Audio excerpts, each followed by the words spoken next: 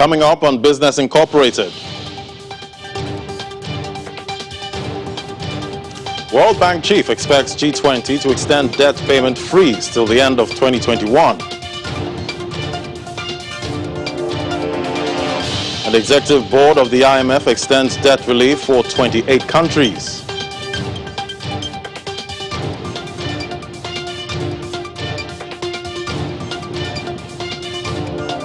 Bank of Ghana joins Basel Group to set standards for banks globally.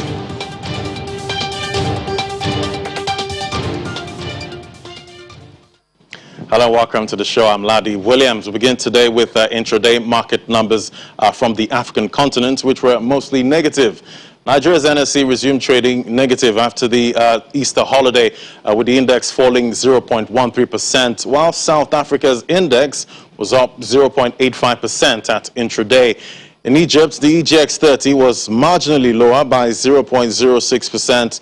And the market in Kenya has resumed trading today, but ended Thursday's session positive.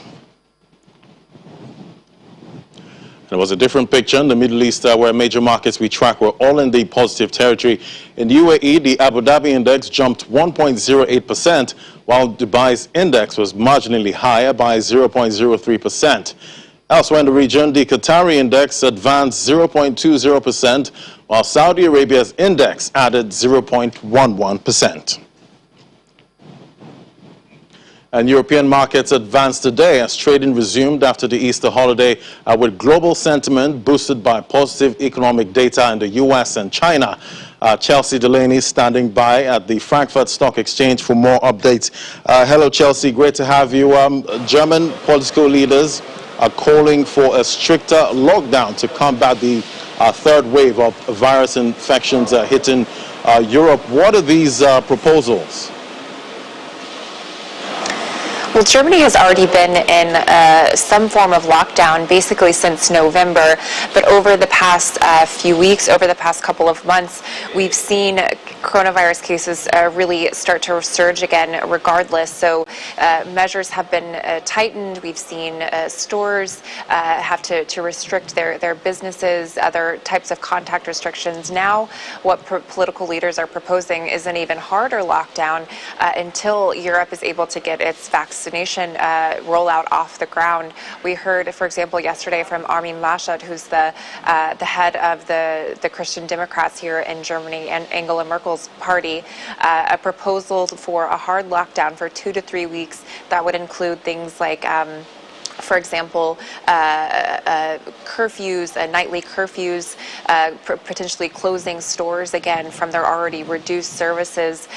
This is causing quite a bit of controversy here in Europe, here in Germany. We've seen the 16 federal states really start to split over what sort of restrictions are necessary. So some political leaders think that we do need harder lockdowns, that we need stricter contact restrictions, but others, for example, one federal state has already started to reopen businesses and are saying that testing is enough. So as we get further and further into this lockdown, and as the vaccine distribution continues to be a big problem, we've sort of seen political unity begin to really break apart. Federal leaders are expected to meet with state leaders next week to discuss this lockdown, but at this point there's still a lot of discrepancy among what these politicians really want to see happen. All right, still on the Archegos saga, Credit Suisse on Tuesday revealed the extent of the damage caused by an implosion of the hedge fund Archegos, which the Swiss bank had deeper financial ties to. Can you tell us more about this? Well, today Credit Suisse said that they expect to lose around $4.7 billion as a result of their ties to Archegos. They also said that they would be cutting their dividend, suspending share buybacks, and they announced the departure of 2 key executives at the bank. Credit Suisse had been acting as the prime broker for Archegos, so basically they had been lending this hedge fund money that the hedge fund was using to buy by some of these big stocks that ended up reversing and really leading to the implosion of the hedge fund. But for Credit Suisse, this is really a major reputational blow. They've also been involved in one of the other major financial scandals of the year, the insolvency of Greensill Capital. They've lost potentially billions of dollars on that financial scandal as well. So investors are really pushing the company now. That we've seen the stock sell off about 25% in the last month. So they want to see basically a lot of changes at Credit Suisse, because clearly they've been involved in businesses that are just too risky, and now it's really starting to eat into their bottom line. All right, we'll keep tracking the KGO's matter there. U.S. Treasury Secretary Janet Yellen has called for a global minimum tax rate that would prevent companies from evading taxes. Is Europe behind this idea? Well, the reaction here in Europe today has been really a lot of excitement. Europe has been wanting a global minimum tax rate for several years now. Many politicians here in Europe are also really concerned about the behavior of some companies, particularly companies like Amazon or Apple, who have structured their corporate businesses in a way that allows them to really keep their tax rates very, very low. That's in part because some countries have very low tax rates, much below the international average. So Europe does want to see a global minimum tax rate. We've already heard from the finance minister here in Germany that they do want to go forward with this proposal. For Europe, this would be, in many cases, a benefit, because European companies on average pay much higher taxes. Here in Germany, for example, around 30% of their business is usually the tax rate. So it would help to even the playing field for some of these European companies who are hit with tax rates, and it would be quite good for a lot of European governments to bring in more tax revenue as they're really struggling with the fallout of the pandemic. All right, Chelsea, thanks for the update and enjoy the rest of your day. Thank you. All right, the FTSE 250 is on the rise, with the index now edging towards the all-time high reached at the start of 2020. Let's talk to Juliana now for updates from London. Hello, Juliana, great to have you. Looking at the markets, FTSE 250 has risen to pre-pandemic levels. What's driving this, and how are the markets looking this intraday?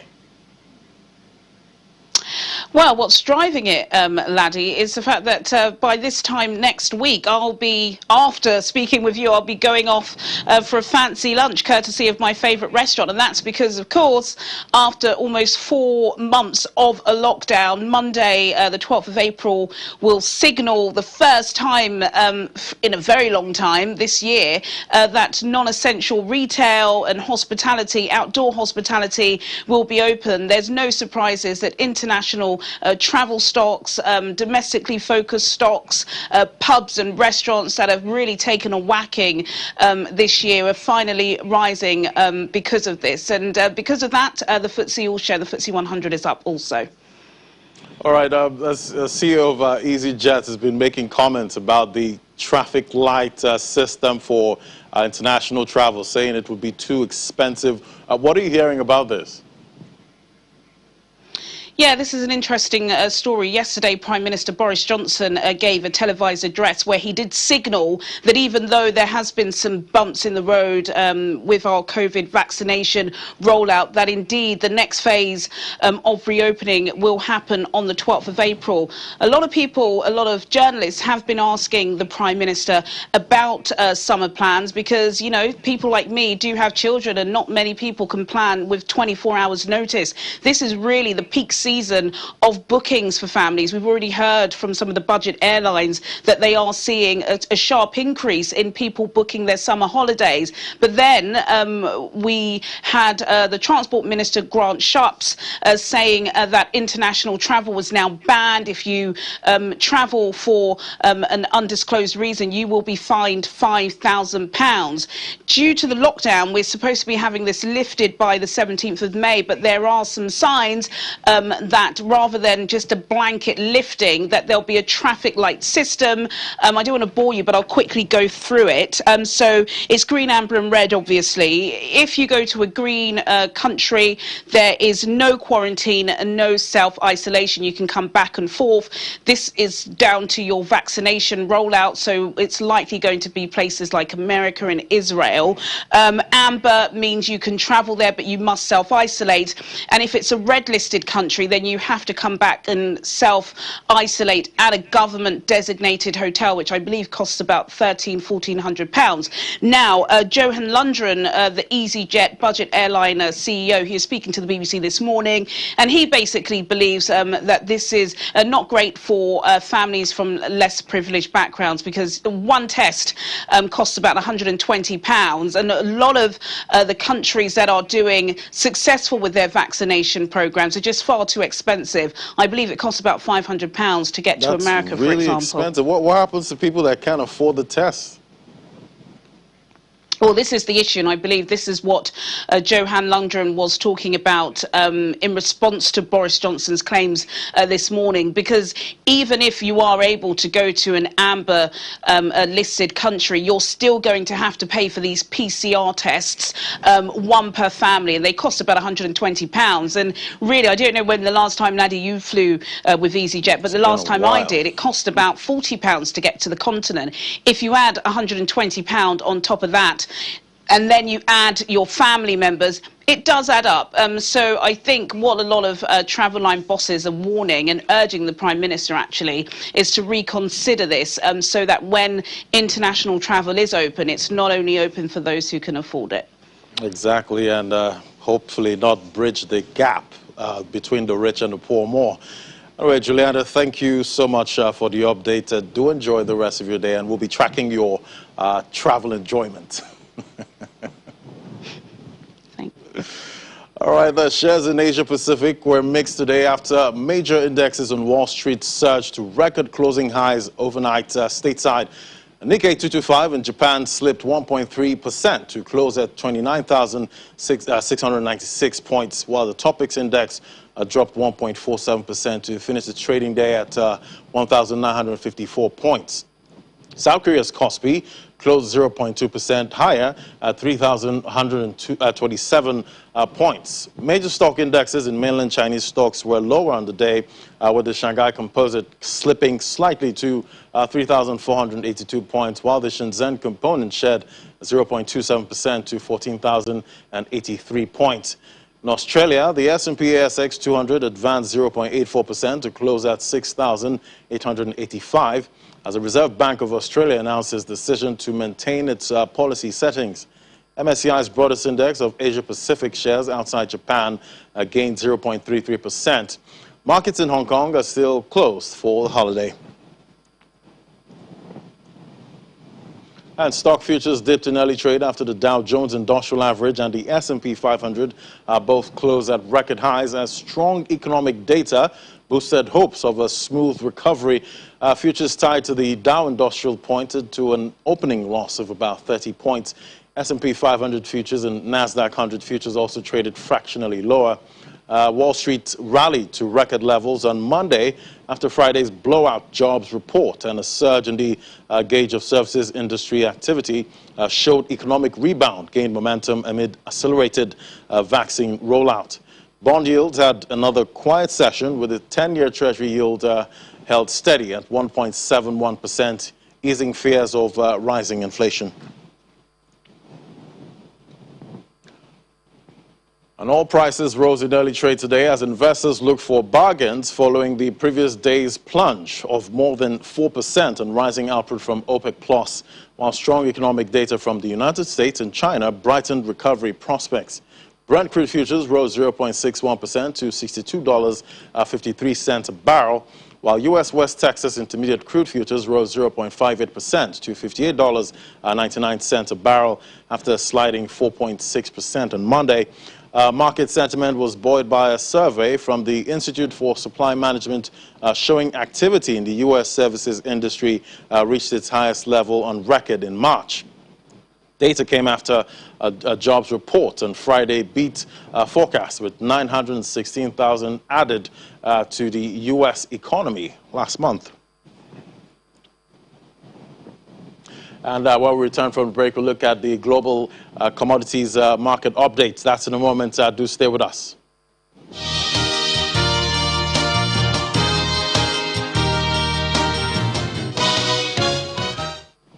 Welcome back. On our commodities market update today, we'll be talking about melon seeds, popularly known as egusi.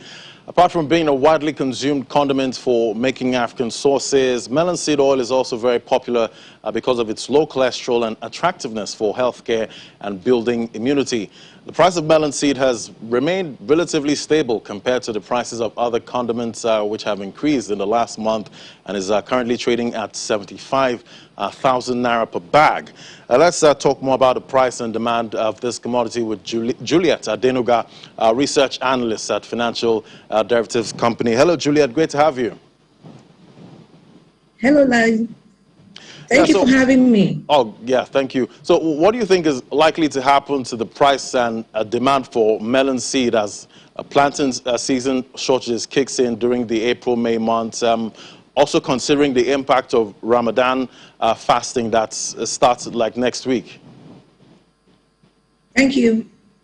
The fact is that melon seed is price inelastic, and that is going to affect what happens to it during this shortage period. Usually it's supposed to be a case of shortage leading to increase in price, but because it is an inelastic product or good, it's going to have little or no effect in the demand. Bearing in mind that Ramadan is also around the corner and there will be more demand for goods and services, especially foodstuff. The impact is that even the demand won't have much impact on the price of egusi. Even the change in price too won't have a much impact on the demand of egusi. It is just meant for thickening of soup in particular. That's the main reason people use egusi. So the demand for it won't have much change because of the price inelasticity property that it has. Interesting. So the demand for melon seeds spiked during the COVID period because some people believe that it was good as a prophylactic.